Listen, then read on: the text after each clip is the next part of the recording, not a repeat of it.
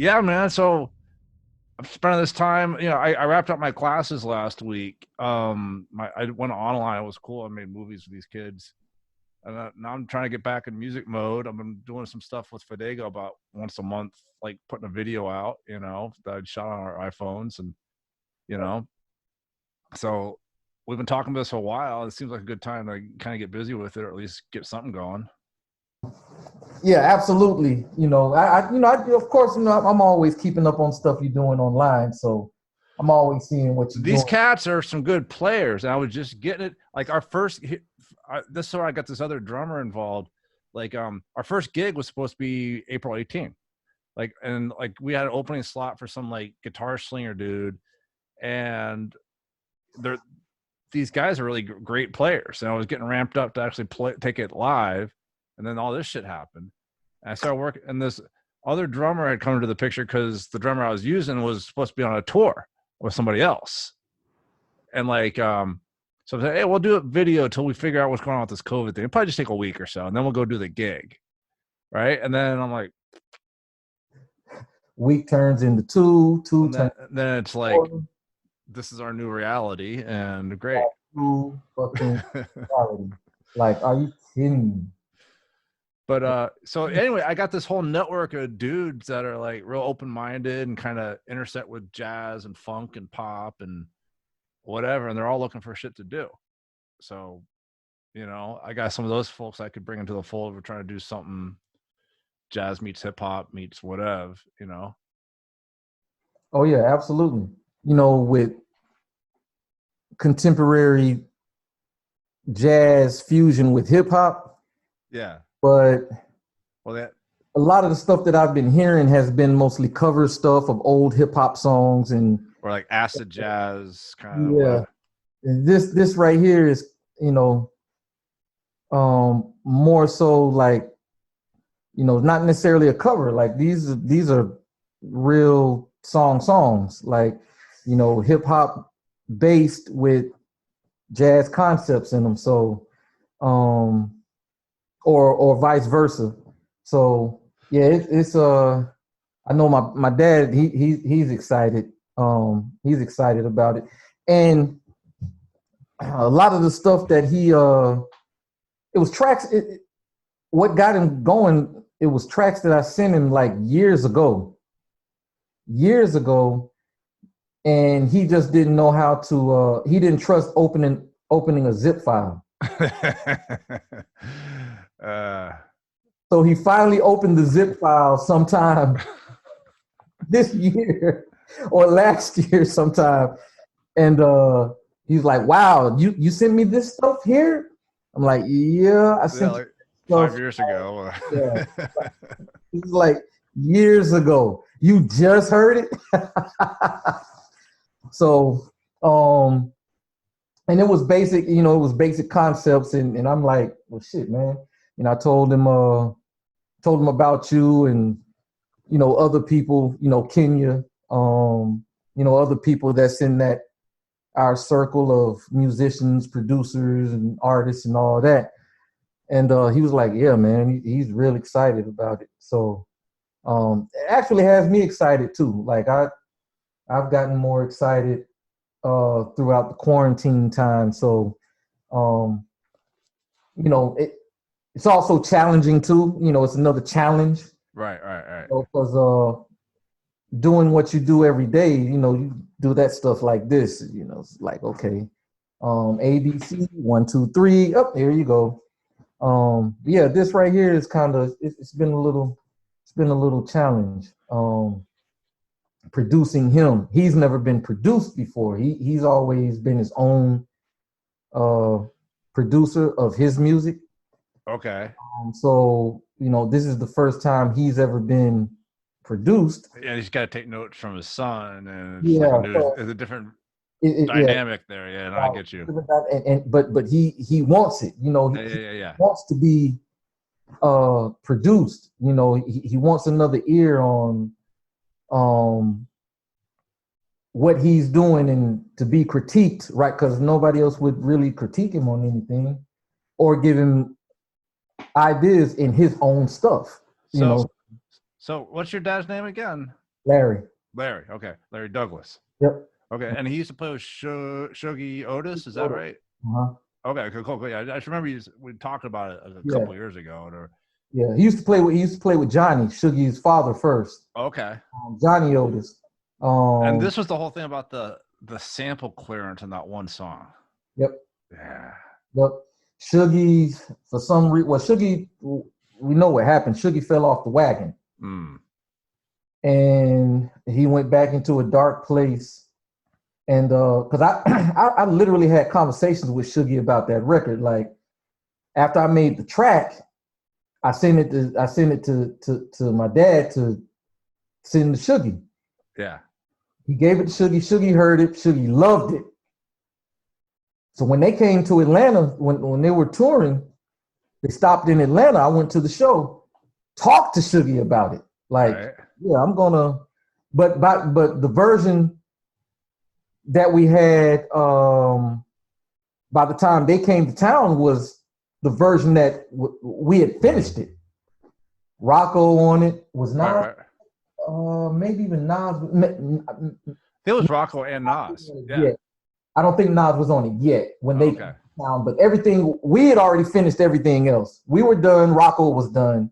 The only thing that was needed was Nas. Right. So and I gave him maybe I did give him the Nas version might have been done. I think I gave him the Nas version at the show.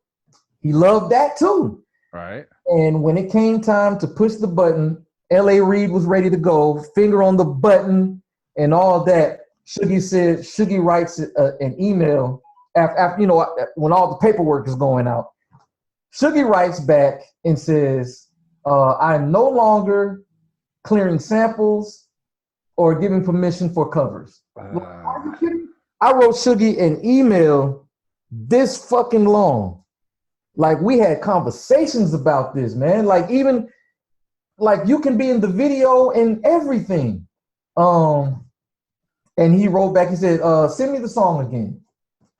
So I sent him the song again.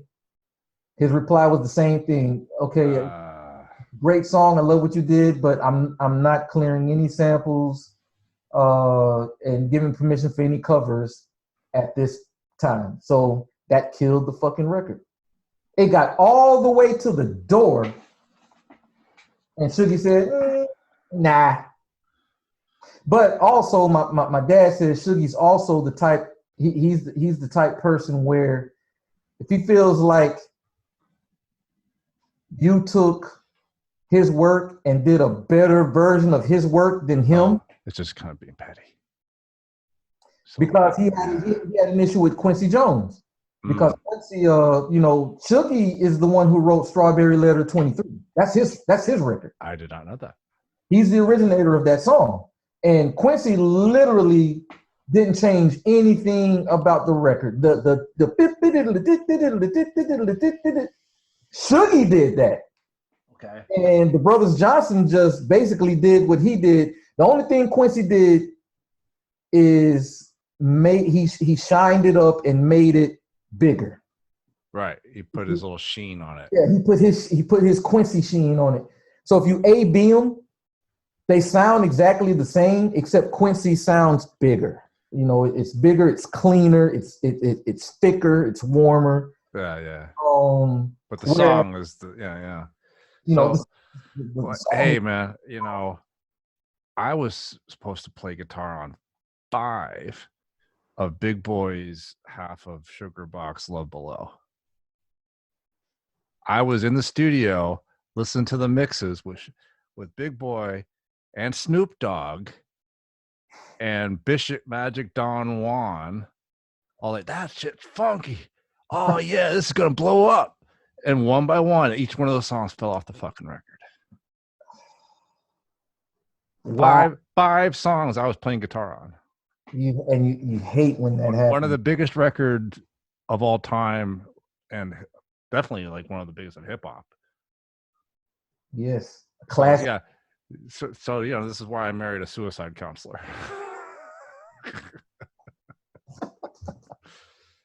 Man, that's just yeah. So as disappointed as I was that record fell apart, I have some experience in this regard, like that goes up, maybe, things go a little different, but who knows, I mean, it's the nature of the business. That's why it ain't done till it's out. Right. It ain't done until it's out and your name is spelled correctly in the credits. And typically, that's why I usually don't try to get involved when somebody starts working and they start asking for tracks. I'll send tracks, but I really try to dig in when they're about to close out, because those are typically, because if you've been working on a project for a year, 2 years, the stuff that falls off is the older stuff usually. Like, even if it was good, they're just tired of hearing it themselves. They're tired of hearing it. So that's something I learned a long time ago. Try to catch the end of the project, because those songs are the songs that are going to be fresh on their mind. They like them right now. Yeah, that's absolute truth. There's songs I'm sitting on that I'm bored with from 10 years ago. People are like, shit, you did that. I'm like, yeah, I just kind of, I don't know. You like it? I never heard it. Never heard it. But you can't tell them that's like, look, this is a brand. I know you've heard it a million times. We've all heard it a million times. But it is a brand new song to the rest of the world. Like, and some of this stuff is hits if you just let it come out. But, that whole process, man, it ends up being survival of the fittest, last man standing, basically. Right. I mean, it's just human nature, I guess. So that's a good observation. Like, catching that political momentum kind of deal. You have to catch the end. Once I figured that out, all my placements that I've ever got, they were last minute placements. Like, who's working? Like, they about to close out. And you also have the ability to listen to what they already have and can outdo it, or at least know what universe they're in. What universe they're in. Yeah. It's like, okay, you have one of these. You can hear what they don't have and give them that, or you hear what they have and you can give them a updated version of that. Like, right. Did you record that? Oh, you recorded that like 6 months ago? Here's the new 6 months version of that. Right. So they like that now, so yeah, I've worked with plenty of artists that, like, you listen to the song, like, you loved it. And I know you loved it because you listened to it to the point where you loved it off of the album. Right. Now you're tired of it. And no one heard it.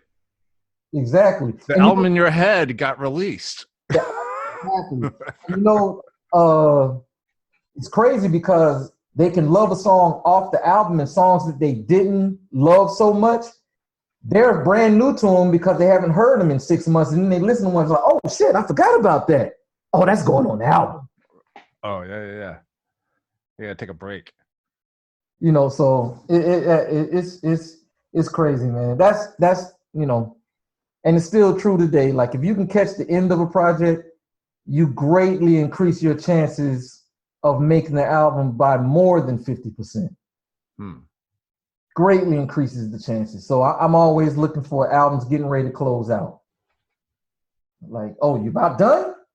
And even if they say they're done, don't listen to that. Because if you give them a song that's just like they love it right now today, it's making an album. And then they get to go be dramatic with the label about it. I gotta have this song. And then they get it on there. They get their way. The artist is gonna get their way every time. Unless it went to mastering already and everything sequenced and ready to go. And they got the back covers printed up or whatever. Yeah. It's going to print and everything. Like, oh shit. And then they work it out. Well, we're still gonna the second run. It's gonna be on there. So it's gonna miss the initial, but it's coming out on the second run. Kanye, he said, "Fuck it." Album was supposed to come out Friday. He don't deliver it because one more song got recorded. He's like, nope. Whole album is held up until we get this song on there, and then it ends up coming out the next Friday. So yeah, we in crazy times with this shit, man. It's just, you know, you wouldn't be able to do that, even that, if we were still mastering to vinyl though. Right. That's out. That's not going to happen. You know, mastering to vinyl is like a process. And you know, mastering the vinyl, it's like, well, the album's mastered. I don't give a fuck about you wanting these songs now. The album is mastered. Right. I don't care about these CDs or anything. When we say album, we're literally talking about this vinyl right here. That was the standard. So now the standard is CD, and not so much even anymore. Yeah. Not so much. I mean, it's, you know, technically the standard for album is still CD. Right. So, you know, whereas, you know, you would call a double album because you couldn't get it all on the length of it. Yeah.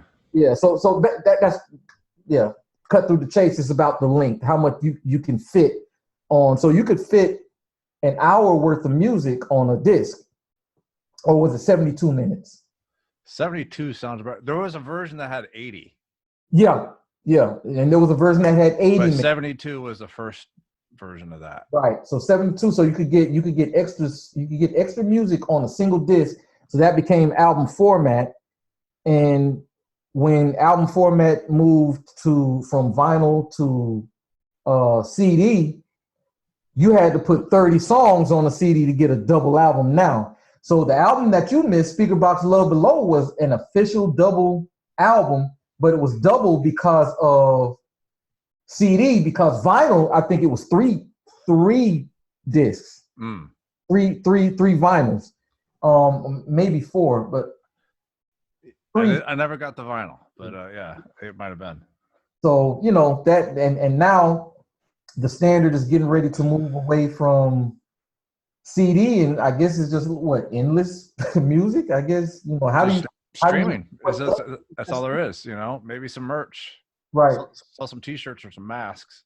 Because Chris Brown's album definitely would have been a double album based on old standards, but because, you know, it's all streaming now, it's just like Chris Brown just gave you 50 songs, and there it is. A bunch of damn songs. That's a lot of songs. That's a lot of damn songs, man. It might have not been 50. It might have been more like 30 something, but still, I mean, hell, that's 50. That's like a musical. That's like an opera. Concerto. Yeah, you know, that's you need an intermission in that shit. Yeah, pretty damn much. And there's no sidings. There's no disc 1, disc 2, disc 3, disc 4. Right. This is literally just the whole album. This is his album. 30 plus songs, 50 songs. Like, here you guys go. I gave you a bunch of music. So that's where we're at now, man. Well, yeah. I mean, is anyone still working? Are the studios open, or is it still kind of like whatever? Yeah, I haven't been really hearing. I haven't been seeing anybody tweeting any pictures from Patchwork actually working. So I don't. Most of the artists aren't. Most of the artists are working from home. So, you know, it's studios are pretty much. They're eating it right now. Yeah. Eating it. Yeah. And trust me, the last recession that happened when Obama was president, I ate it in my studio. So, in that recession pretty much forced me to. I made the decision to close the doors after that recession. Me too, and it was W technically, but yeah, it lasted into Obama a little bit. But yeah, that's what got me into teaching. Right. That's when I closed Level Heads. Yep. Yep. You felt it too. Yeah, you know, it's if you have 4 or 5 like basically big clients that in rotation that keep a little studio open and they all go away like that. One goes away, you rotate. They all go away. That's exactly what happened to me, because my location had something to do with it. Because I was in Scottsdale, in Decatur. DeKalb County, and everybody just started staying in the studio district. So, you know, because everything's within a 5-mile radius of each other. So, right, so they could pop in sessions, whatever. Yeah, so that once that happened, Gucci stayed over at Patchwork, and everybody else kind of followed suit because Gucci was the guy at the time. And after that, you know, I lost all my POs because the POs were coming from all the big artists that were coming through. Right. I started coming out of pocket to, you know, pay utilities and certain stuff, and you know, it was. When the lease was up on the building, it was just like, okay, we're not renewing. Yeah. Done with that. You know, even though I probably could have slowly built it back up, but I already built it up to that point for 3 years. Yeah. And then the recession hit, and it carried on into Obama, and it really hurt when there was no gas in the city. Yeah. That's when it I really felt it then. When gas went up to like $4-5 a gallon, remember that? And you could only like if you had a big it's gonna cost me $16 to go over there. Go over there. And you couldn't fill up. You could only, you know, you could get 80% of what your tank is. So, you know, that's when I started, you know, gas started costing me $100 to fill up. I remember that. 100 and change, because I had that big ass Escalade. It seemed like a good idea at the time. Yeah. It was a gas guzzler. And when gas started, you know, because to fill up the tank, when gas was, you know, it was getting up there, but it was still, you know, reasonable. It was $80 to fill up the tank. Yeah. $80 to fill up the tank.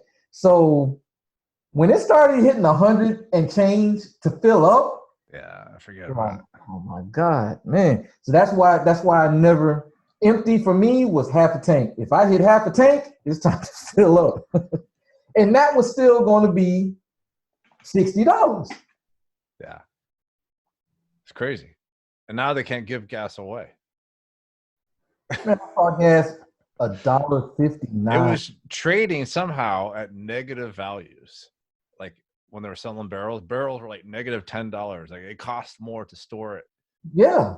They were paying to sell. Yeah. They were paying to get gas, to get off gas, which I wish I would have looked up some stocks on gas and invested in it, because they're going to bounce back, I guess. People aren't going to stop driving, but it's going to get winnowed down, I bet you.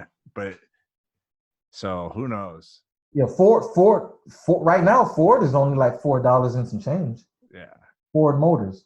Yeah. So I might make it get some shares in Ford.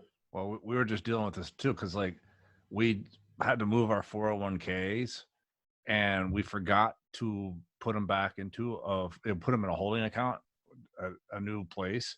We forgot to buy back into the market, and then it crashed. So we actually saved a bunch of dough. Yeah. And then the guy's like, "Hey, this would be a good time to buy back in the market." I'm like, "Oh yeah, we forgot to do that. We're such great investors. We forgot we parked all this money off the book, but it worked out pretty good." Yeah. That was a blessing. Yeah. Sometimes forgetting to do something can be procrastination pays off, literally sometimes. It does pay off sometimes. Like, whoa, I missed that, and thankfully, yes, I forgot. I didn't get hit. Exactly. We let it bounce back a little bit, so we didn't maximize profits, but we want to make sure it wasn't going into depression times either. We're still not entirely sure, but at this yeah. So at this point, you got if you're not a day trader, you gotta let your money work for you. So I'm still monitor. I'm still in monitor mode. The only thing I did I bought 50 shares of ACB marijuana. Okay. Because marijuana had it took a dip when everything crashed for a second, but medicinal marijuana has Well, now they got lobbyists and all, like Republican dudes are lobbying for marijuana now. if you like woke up from like a 15-year like cryogenic nap and woke up now, you're like, what?